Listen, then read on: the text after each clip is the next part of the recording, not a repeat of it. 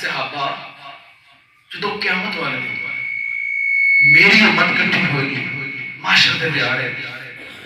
میری امت کٹھی ہوئے گی معاشر دے دیہاڑے، یا رسول اللہ پھر فرمایا اے غلامان جڑا دنیا تے رہندے ہوئے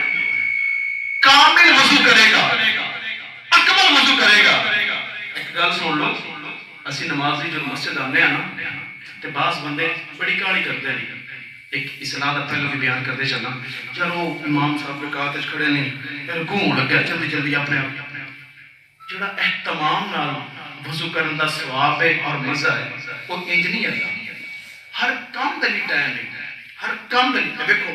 11 بجے دا اعلان ہوا ختم دا، احباب سارے پہلے اکٹھے ہو کے بیٹھے کیونکہ یار اسی ختم تے پہنچنے 11 بجے ختم پڑھیا جائے اور انشاءاللہ 11 بجے ختم پڑھیا جائے، سارے اہتمام کر کے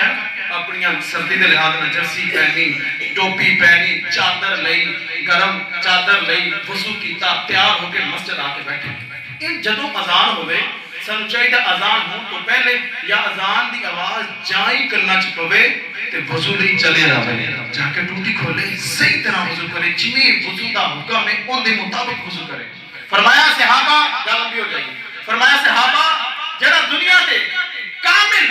اور اکمل وضو کرے گا، اچھا وضو کرے گا، نماز لئی اہتمام نال وضو کرے گا، جدوں معاشر دا دیہاڑا ہوئے گا، جدوں میرے